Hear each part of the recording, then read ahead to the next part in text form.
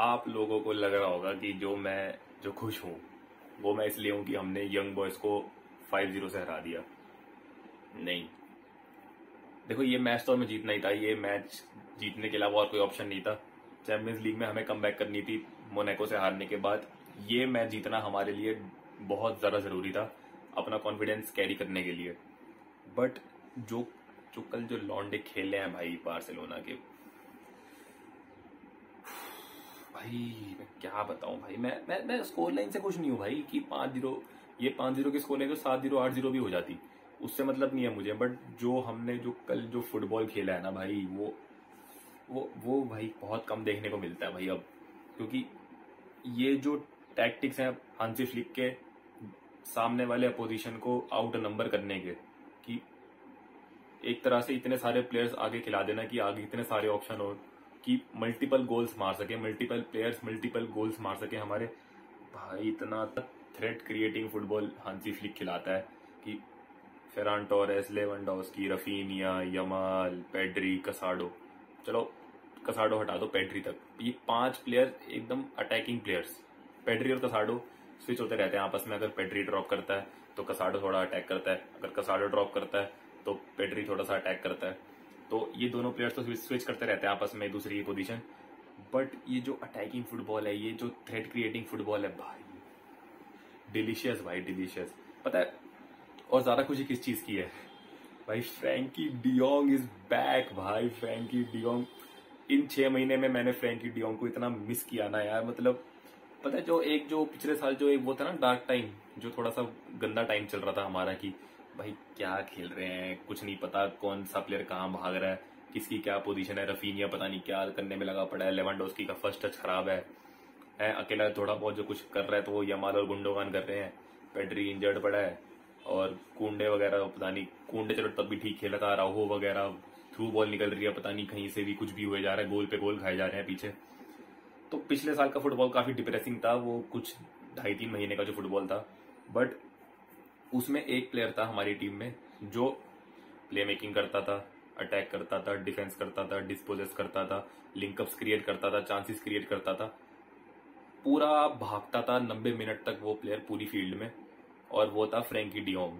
मतलब उसको देख के मुझे तरस आता था भाई कि सब के सब भाई खड़े हुए हैं यहाँ वहां, कुछ भी नहीं कर पा रहे, लिटरली कुछ भी नहीं कर रहे, और ये अकेला बंदा क्यों इतना भाग रहा है भाई? तू भी रुक जा, क्यों भाग रहा है इतना, क्या जरूरत है इतना भागने की, छोड़ दे। बट उसके बाद जब वो इंजर्ड हुआ ना भाई, मैं इतना मुझे दुख हुआ ना कि इस बंदे ने इतनी मेहनत करी और अभी इंजर्ड हो गया और पता नहीं कब वापस आएगा। और कल जब वापसी भाई हुई उस फ्रैंकी डियोंग की, जब हांसी फ्लिक ने उसको सब्स्टिट्यूट किया अंदर, भाई मजा आ गया भाई। मतलब दिल को ना एकदम सुकून मिल गया फ्रैंकी डियोंग को, जब उसने वार्म अप करना शुरू करा ना, मजा सा आ गया भाई उसको देख के। अंसु फाटी को भी कल चांस दिया हांसी फ्लिक ने एंड में थोड़ा सा, और दोनों को साथ में लेकर आया था, अंसु फाटी और फ्रैंकी डियोंग दोनों को हांसी फ्लिक। और पेड्री तो भाई कल गॉड मोड भाई। पेड्री वॉज, देखो मैं काफी बड़ी बात बोल रहा हूं ये, but Pedri was like Iniesta वाली वाइब्स आ रही थी कल पेड्री में से। पता है बहुत लोग बोलते हैं कि भाई पेड्री ऐसा क्या करता है गेम में, तुम लोग बार्सिलोना फैंस इतना कि उसको हाइप करते हो। भाई मैच देखो, उसके टचेस देखो, वो जैसी वो स्पेसिस क्रिएट करता है अपने टचेस लेकर, उसके फर्स्ट टचेस, उसकी गेम सेंस, और वो जो थ्रू बॉल्स निकालता है एकदम perfectly weighted through balls. He is भाई, उसकी ड्रिबलिंग भी इतनी प्यारी है ना कि इतने बढ़िया तरीके से वो बॉल निकालता है। He is not the tallest, he is not the fastest, he is not the strongest, still he bosses the midfield भाई, still he bosses the midfield. और वो देखने के लिए देखो, जो अभी के मिडफील्डर्स है, बेलिंगम स्ट्रांग है, ठीक है, जमाल मुसियाला फास्ट है, पेड्री दोनों में से कुछ भी नहीं है, ना फास्ट है ना स्ट्रांग है। स्टिल वो इस डिबेट में स्टैंड कर रहा है, तो उसके अंदर कुछ तो बात होगी ना भाई। तो उसके जो टचेज हैं, मैं बताता हूँ उसके पास क्या है। उसके पास है उसका फर्स्ट टच, उसके पास है उसकी क्रिएटिविटी, उसके पास है उसकी बॉल कैरिंग एबिलिटी, कि वो इतना फास्ट ना होके भी वो बॉल कैरी कर लेता है एफर्टलेसली। और इनिएस्टा भी ऐसा ही था भाई, वो ना वो फास्ट था, ना वो स्ट्रांग था, ना वो सबसे लंबा था टीम में, और उसके टच में मैजिक था, उसके टच में मैजिक था भाई, इनिएस्टा के टच में मैजिक था। और पेड्री के टच में वो चीज पता है दिखती है वो चीज, कि पेड्री का टच जो है ना, जो वो स्पेस क्रिएट कर देता है एक टच से ही, और स्पेस में बॉल लेकर जाना, उसके बाद किसी बढ़िया ऑप्शन को पास देना हमेशा, और परफेक्ट पास डालना 99% of times. This is not normal. और भाई देखो, मैन ऑफ द मैच तो रफीनिया को मिला। रफीनिया इज फायर भाई this season, Raphinha is fire this season. Right side पे यमाल ने मचा रखा था अच्छे से। राइट साइड वाले डिफेंडर के लिए तो भाई, अगर वो यमाल को फेस कर रहा है तो वो नाइटमेयर से कम नहीं है भाई। यमाल भाई एंकल तोड़ता है भाई, वो सीधा अपने 2 टच लेके एंकल तोड़ देता है। एक तो ना वो जल्दी जल्दी वो ना बॉल नहीं छोड़ता, उस पर बॉल आती है वो बॉल रखता है, वो देखता है आराम से किसको दूं, चलो काट ही लेता हूँ। वो लिटरली वो डिफेंडर को ह्यूमिलिएट करता है भाई, अपने सामने वाले डिफेंडर को। यमाल क्रेजी है भाई, 17 साल का बच्चा, जिसको एक बचपन में जिसको मेसी ने निलाया हो, उसकी मेसी ने तारीफ करी हो, उसकी रोनाल्डो ने तारीफ की हो कि ये इस जनरेशन का बेस्ट प्लेयर बन सकता है, इसके पास वो पोटेंशियल है। तो 17 साल की उम्र में अगर ये आप ग्रेटेस्ट ऑफ ऑल टाइम्स अगर आपकी तारीफ कर चुके हैं ऑलरेडी, तो और क्या चाहिए भाई। ये नॉर्मल नहीं है ये चीज। बाकी देखो, अगर स्कोर लाइन की अगर मैं बात करूं तो ये स्कोर लाइन, अगर 3 की लीड से हम लोग ये वाला मैच ना जीतते तो मुझे ये लगता है कि हाँ भाई हम बेकार खेले हैं, बिकॉज हमने हर मैचेस में अभी तक अच्छे चांसेस क्रिएट करे हैं। लास्ट वाला मैच हम हार गए थे, ओसासुना वाला, क्योंकि ऑफ कोर्स भाई प्लेयर्स नहीं थे, और हांसी फ्लिक ने प्लेयर्स को रेस्ट देने का सोचा कि भाई चैंपियंस लीग के मैचेस आ रहे हैं, प्लेयर्स को रेस्ट देना जरूरी है, किसी को कोई इंजरी ना हो जाए। तो वो हांसी फ्लिक ने सही करा, और मैच के बाद भी इंटरव्यू में उसने ये बोला कि भाई मुझे ब्लेम करो, मेरी गलती है, मैंने प्लेयर्स को ओवर यूज किया, और अब जब उनको खिलाने की बारी थी तब मैंने उनको रेस्ट दिया, क्योंकि अगला मैच चैंपियंस लीग का है, तो ये मेरी गलती है, प्लेयर्स को कोई कुछ नहीं बोलेगा, सारी गलती मेरी है। तो ऐसा कोच जो अकाउंटेबिलिटी ले रहा है, ऐसा कोच जो हर टीम के हर प्लेयर को मौका देना चाहता है। भाई लेवेंडोस्की कितना चेंज कर दिया उसने। लेवेंडोस्की का फर्स्ट टच देख लो भाई, लेवेंडोस्की का फर्स्ट टच कितना बढ़िया इंप्रूव हो चुका है पहले से, उसके टर्न्स कितने बढ़िया हो चुके हैं लेवेंडोस्की के पहले से। मतलब 36 की एज में ही हैज दैट फ्लेयर भाई, he still has that flair. पिछले सीजन लोग बोल रहे थे लेवेंडोस्की को कि भाई सऊदी जा, सऊदी की इसकी टिकट बुक कराओ, सऊदी भेजो इसको, क्योंकि एक फेज आया था बीच में लेवेंडोस्की का कि जब लिटरली उसे टैप इंस भी स्कोर नहीं हो रहे थे भाई। और जो गोल उसने कल स्कोर किया है ना, जो सेकंड वाला गोल था वो हेडर वाला, जो कॉर्नर हुआ था, रफीनिया ने कॉर्नर लिया था, उसके बाद इनिगो मार्टिनेज ने हेडर से वो बॉल अंदर डिलीवर की थी, उसके बाद लेवेंडोस्की ने वो हेडर मारा था, उससे वो वाले गोल भी फिनिश नहीं होते थे उस टाइम पे। बट अब देख लो भाई, अब वो ड्रिबलिंग भी कर लेता है, भागता भी अच्छा खासा ही है, 36 की एज में वो सही भागता है, फर्स्ट टच उसका 1 नंबर है, हेडिंग एबिलिटी अच्छी है, टर्न्स उसके बढ़िया। तो कंप्लीट भाई बढ़िया खेल रहा है, सही खेल रहा है, और इस एज में वो इतना कर रहा है ना तो काफी है।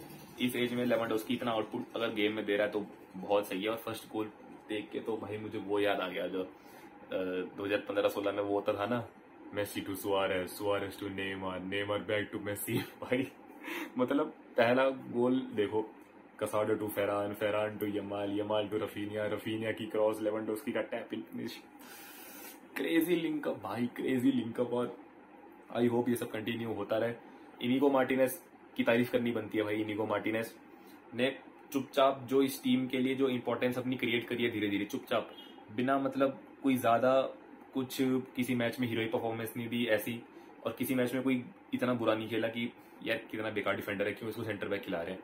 अराउहो की एब्सेंस में इनिगो मार्टिनेज ने उस जगह को बहुत अच्छे से फील करा है, और पहला गोल कल स्कोर करा है भाई बार्सिलोना के लिए। बंदे ने बाद में आके बोला कि मैंने बहुत टाइम से कोई गोल स्कोर नहीं किया था, तो मुझे पता नहीं कि मैं सेलिब्रेट कैसे करूं, मैं भूल ही गया सेलिब्रेट करना कैसे है। तो इनिगो मार्टिनेज बहुत बढ़िया खेल रहा है, और अभी काफी अच्छा डिफेंडर है हमारे लिए। हर मैच में काफी अच्छी डिफेंडिंग करी है उसने अब तक के सारे मैचेस में।